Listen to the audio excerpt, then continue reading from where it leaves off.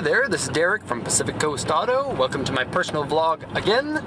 Today is Sunday, and so we're doing the Sunday question casts, where viewers write in the comments what questions that they have for me, and I answer them while I'm driving around. Today is actually Sunday again. I could not get this video done during my regular driving hours because I only went to the port once last week. So next week it's probably going to be 2 or 3 times to the port because I'm a little bit backed up. So, got the questions here. Now, if you have any questions, please send them into the comments section. I'll get to them if I can. This time, I didn't have an awful lot of questions compared to the times before that, so perhaps I'm doing a good job answering all the questions. Maybe not, I don't know. So, here I am driving down a road I've never been on before. I don't know where we're going. I got my son in the back of the car. It was time for his nap, and he naps best when he's driven around, and so put him in the car, and what do you know, within just a few minutes he was sleeping. 2 minutes even. So, here we go. If he wakes up, you might hear him, or you might be able to see him through here. Subaru says, where in Canada were you originally from? I'm from west coast of Canada, BC.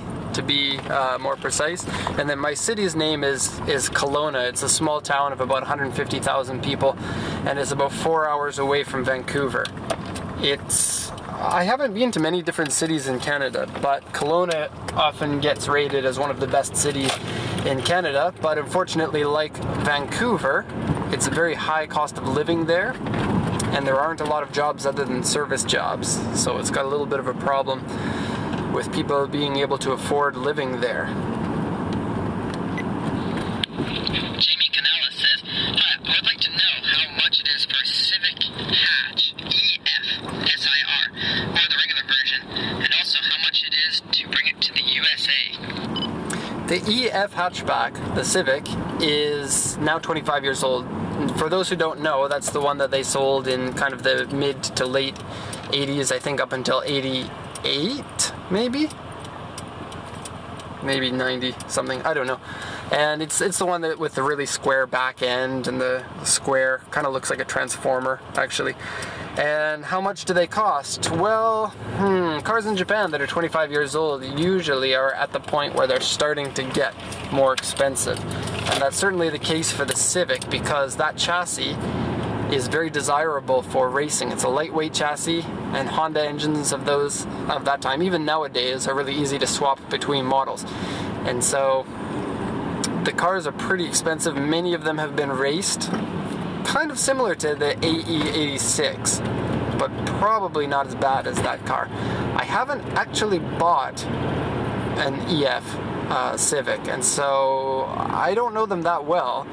But in terms of prices, I would probably say about 500,000 yen to get one, which sounds pretty expensive, but you have to imagine, or have to understand that here in Japan, a car like that is a collector's item, whereas in other parts of the world, that would be kind of a teenager's car that you could get for pretty cheap.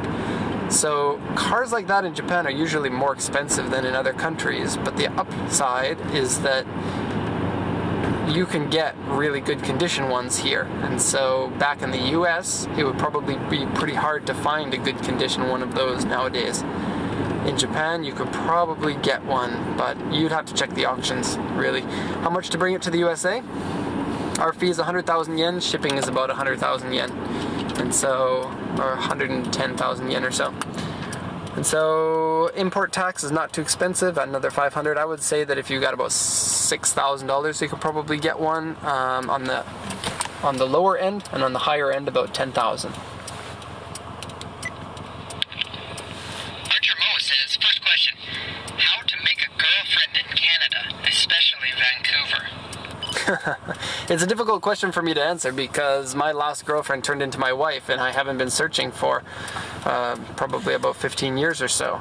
So nowadays I think things are different. When I was looking for girlfriends, then online dating was a much different thing than it is nowadays. Nowadays it's very, very common, but during my time, like I graduated from high school in 2000. And during that time, if you were looking for girlfriends online, that was something to be embarrassed about. But nowadays it's kind of the norm with, like, I don't even know the name of it, Tinder or something like that? I don't know, the one where you swipe people that you like and that you don't like. the concept of that seems so strange to me. My suggestion to you, don't spend all of your time looking for a girlfriend. Just enjoy yourself, do what you like, and make friends with as many people as you can. Eventually somebody's going to show up. So that's my advice. Alvin L. says that he has $4,000 to $6,000 and he wants to get his first car, a durable car, and something that can go off-road is even better. Maybe something like Pajero I.O., Pajero, or Forester, or some kind of truck like Tacoma or Hilux. Okay, I think Alvin's in Canada because all of those cars are now 15 years old. And just want to clarify, the Pajero I.O. and the Pajero are actually two different cars. There are 4 vehicles in the Pajero line, which is a 4x4 from Mitsubishi. There's the Pajero Mini, Pajero Junior, Pajero I.O., and then the Pajero. And so they all have kind of different places in the market. The Pajero I.O. is a 1.8 liter twin cam, gasoline only, small 4x4, about the same as a Suzuki Sidekick or Geo Tracker. And then the Pajero itself comes in diesel or gasoline, 2.8 liter diesel or 3 or 3.5 liter gasoline. They're a little bit more sturdy than the I.O. To be honest, none of those 4x4 cars are cars that I would recommend taking off-road. Maybe the Pajero, but the Pajero is kind of a soft roader. It's got the independent suspension all around, and not a lot of ground clearance. It's not easy to lift them up. If you're looking for something to go off-roading in, and you're looking for something kind of on the lower end, then I would suggest a Suzuki Jimny with a 1.3 liter, because you can get them for really cheap. They are solid axles, front and rear, which is what you want for off-roading, and so that makes them easy to lift. Parts are cheap. Ferrari just drove past me really quickly. But those cars are small. They're somewhat reliable. I would say that they're not terribly bad. $4,000 to $6,000, you can get one of those. You can also get the next version, or the, Suzuki Escudo, which is the Geo Tracker. You can get them with diesels here in Japan, surprisingly, but they're not a very good diesel engine. But that's also a good car. Those ones are kind of closer to the... well, I prefer the Jimny, to be honest. Shorter wheelbase, better off-road. Good first car, I think, as long as you don't get in an accident. Forester is really cheap. You can... I mean, it's got more ground clearance than the Legacy or the Impreza. It's got a 250 horsepower turbo engine. They're pretty reliable. They're Subaru, so they're a little bit tricky to work on. But, yeah, Forester or Suzuki Jimny, that's going to be my recommendation. Astropapa says, as a buyer, would it be cheaper to purchase a car from auction before it's available to import to Canada, or should you buy a car once it's 15 years old? How much does storage cost, and is it really worth it? Okay, so... yeah, this is a little bit of a complex one, and here's the reason why. When cars become 15 years old, then they become more popular in Canada, and the more popular a car is, the more competition it has at auction, and so in theory, the higher the price. But this isn't like a blanket rule for all cars, because this only affects cars that are really popular in Canada, and ones that there are few enough supply that there are going to be overwhelming amount of buyers per car. And so you can't really say that once it becomes 15 years old, the price goes up. I find that actually very few cars, the price goes up for Canada when they become importable. And those are usually the very first model year of popular cars. For example, Nissan Skyline, GTS TR34 went up in price when it became importable. The new versions of the Imprezas usually do, because every year there's a new version. Same thing with the Lancer Evolutions. And so this year, I guess Subaru Impreza GDA and GDB become importable. We'll see those ones increase in price. But for most other cars, if you're going to be patient, then you can get a car without an inflated price. And if it's a car that's not popular in Canada, there will be no change in the price of the car. Is it better to buy the car early? Well, that also depends. Are you buying the car for yourself, or are you buying the car to resell on? Like many of my customers, they buy cars, they drive them themselves until they can find a buyer for them so that they can feed their addiction of always buying new cars. And if you're this type of buyer, then you don't want to hold your money in Japan for a long time. If you buy a car that's 3 months away from importing, then your money is going to be in Japan for 6 months. That's a long time to be without your money, without that money making you some income. And so if you're that type of buyer, I don't really think that it's worth it. If you're buying this for yourself and you really want to get a perfect car, and the perfect car comes up and it turns out to be 3 months early, then I think that that's worth it. How much is storage? It's 1 month free and then 450 yen per day, so 13,500 yen per month.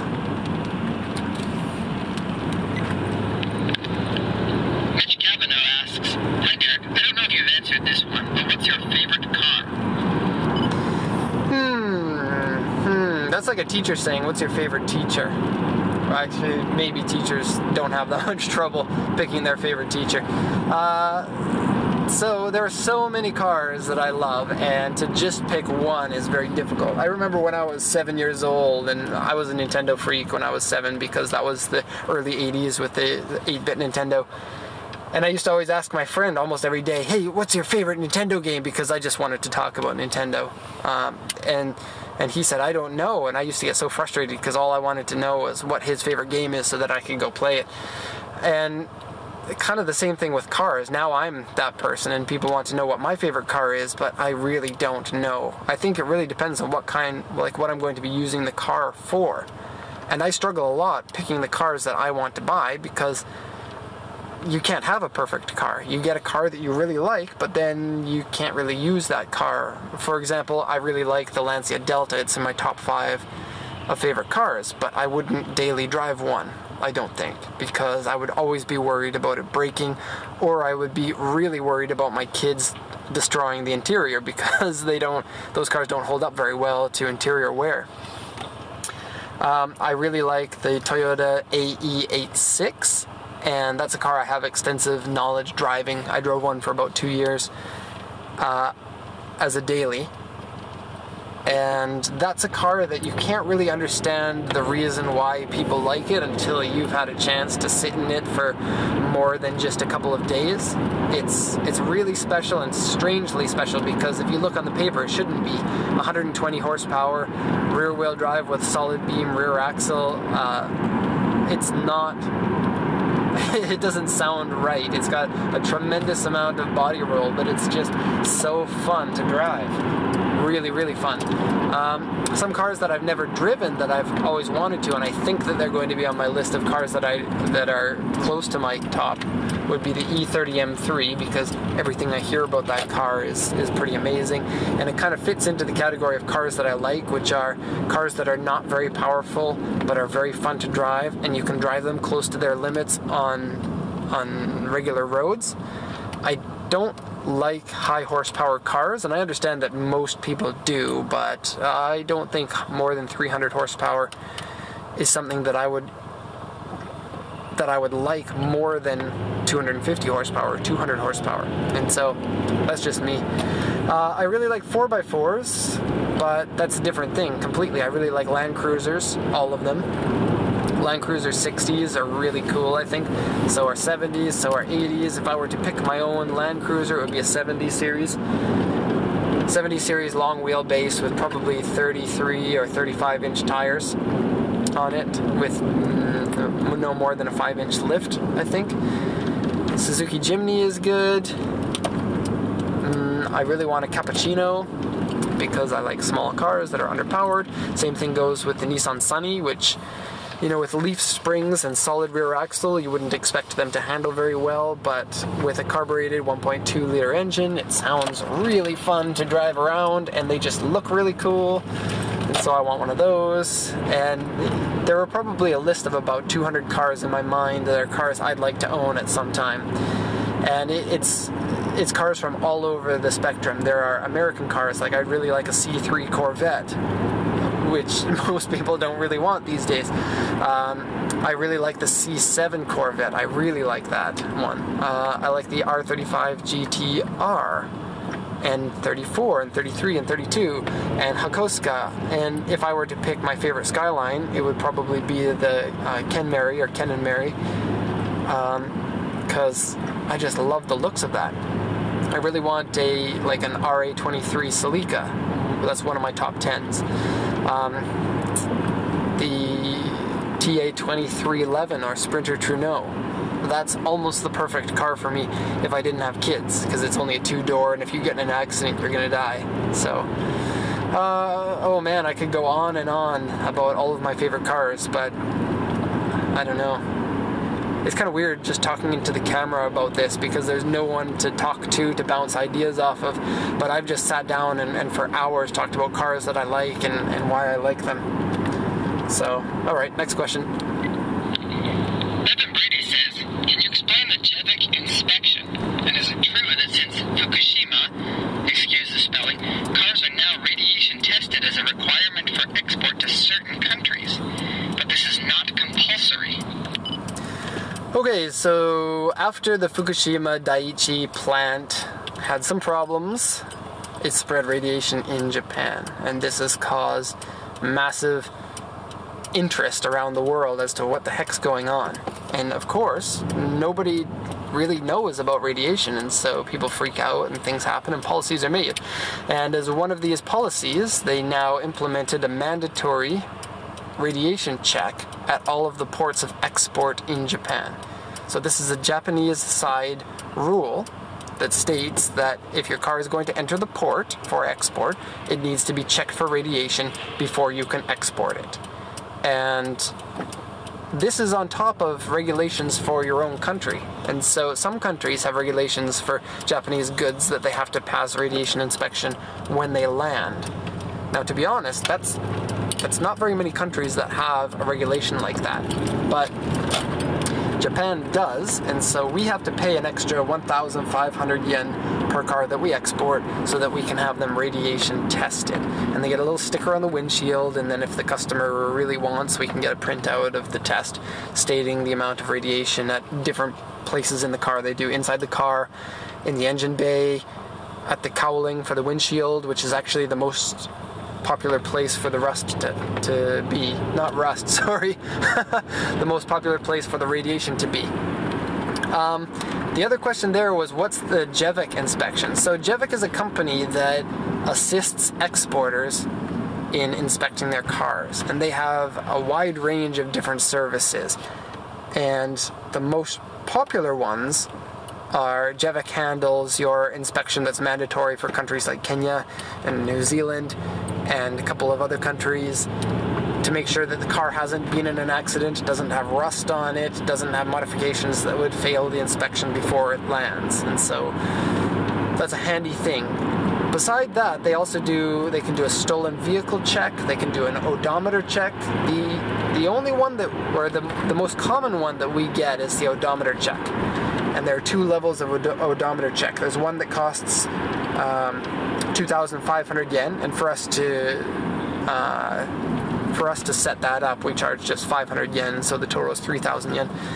And they go to the vehicle, they check to see if it looks like any of the dashboard has been taken apart, and then they look at the Japanese records in auction houses and with the government to see if there was any inconsistencies in it. And if they find an inconsistency, then they will not give you your certificate. And if it looks clean, then they'll give you your certificate. And the next level up is they'll take your dashboard apart, and this costs like 6,500 plus our 500, which would be 7,000 yen. And they will take your dashboard apart, take the cluster out, and take a look at the back to see if there was any sort of signs of tampering going on there. What's nice about JEVIC is that you can call JEVIC yourself with the number on the JEVIC certificate, and you can say, is this certificate valid? Because I'm pretty sure that some people do fake JEVIC certificates. I've seen a dealer, I'm not going to say who it is or what country, but I've seen a dealer that had a JEVIC certificate for a car that had unknown mileage. And so I know that there are people that are faking their JEVIC certificates, but the nice thing is you can call JEVIC to see if it's real. So, great. Final question. Brendan2JZ says, do you have any modifications to your Subaru? If so, what are they? If not, what would you want to do to it? My car is a Subaru Legacy BH5. It's got the twin turbo 260 horsepower EJ20 engine. It's plenty fast. It's an automatic transmission. It's not the ideal car for me, but it works well for what I need right now. I'm probably going to be getting a new car next year. A lot of my customers are into modified cars, and I have somewhat of a love-hate relationship with modified cars, because when I was younger, I used to love modifying cars or reading about modified cars, and I still am interested in that. But a lot of times when you modify a car, and this might be the old man coming out of me, but a lot of times when you modify a car, it makes it worse. And you have to make sure that you modify the car in a way that's better. And for me, I would not like to have a street car with 600 horsepower that only gets 150 of its horsepower below 5,000 RPM. That would be useless to me. And so if I were preparing a car for a drag strip, then maybe I would do that. But to do that for a street car is just not something I'm interested in, and I'm not the kind of person that would like to modify a car in order to get respect from the tuning community. I admit that I like things that are weird and things that are not commonly appreciated among the tuner community. And so I don't really like modifying my own car in ways that aren't going to make the car better, in my opinion. Power is one of those things that I don't really feel like I ever need more than what the car already puts out. Now, if this car were not for daily driving and just for fun, or if I had enough money to own a number of cars, I would love to do some modifications and just have fun with the car. But if it's a daily car, I don't want to. That being said, modifications that I would like to do to my car, let me just rewind here. The only modification that I've got to this car is an aftermarket grille that's on the front and a set of Ray's Graham lights. What is this? CR5 wheels? 5-spoke gold rims. Wheels and suspension and maybe intake exhaust, it really depends, are modifications that I would like to do to my car. Suspension in particular, you want the car to be handling really nice, but you also want your car to not make your wife angry when you're driving around. And so I need to find a happy medium for that. Right now I'm on standard suspension and it's soft and cushy and the back sags a lot because I've always got heavy tools in the back. It's not ideal for me, but I don't want to spend $1,000 on a set of suspension, and I don't really want to spend hours and hours finding out what suspension is going to be good for me, because I don't want to ride that's too harsh and I don't want to ride that's too low. Driving in Japan, you scrape on everything. It's like a mountain country. I mean, it's built from volcanoes, so there are a lot of inclines, and I've had cars that were even stock ride height that would be scraping on things. My Legacy gladly doesn't scrape. Unfortunately, my aftermarket exhaust, which sounds really nice, I love the sound of aftermarket exhaust on a Subaru, and the exhaust pipe is so low that it snags on bumper stops or like tire stops in parking lots, and that's my opinion of a bad modification. So I know that this answer is going to disappoint some people, because I tend to know quite a bit about modification. It is something that's of interest to me, but it's not something that I want on my own car per se. I do like to talk about modifications. I really like the idea of racing a car that's very fast, and although I don't have very much experience, that's something that I want to get into as soon as I've got the time and the money to do something like that. And at that point, modified cars is going to be a big thing for my race car. And so, you know, it's something I think about, I research a lot, I read up about a lot, but not something I want on my daily car. I don't know if that makes sense, but you know, everybody's different, and hopefully people can appreciate that. That's going to be the end of the cast, so thank you for watching. If you got questions, this one might have been a really long one, I'm sorry, but if you have questions for me for next week, please post them in the comments section, and I will get to them. If you want to check out my regular channel, please do. It's Pacific Coast Auto. We're at about 7,000 subscribers, but the graph for the amount of subscribers is going up really quickly right now. We're gaining about 800 to 1,000 every month. And so I'm really happy about that. Thank you everyone who subscribes to both channels. And that's going to be the end. So thank you very much for watching, and have a good one.